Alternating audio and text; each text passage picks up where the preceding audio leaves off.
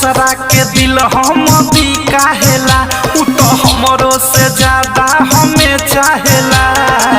कातिल नजरिया बड़ी डाहेला उनकर कातिल नजरिया बड़ी डाहेला अब दूसरा के दिल हम भी काहेला उ तो हमरो से ज्यादा हमें चाहेला कातिल नजरिया बड़ी डाहेला उनकर कातिल नजरिया बड़ी डाहेला अनुरगौ हो राइटर थारू अवधस जब सते पजरवा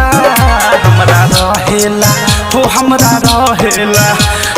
रहेला दिल के नियरावा ए सखी हमर हीरोवा यारवा हमरा रहेला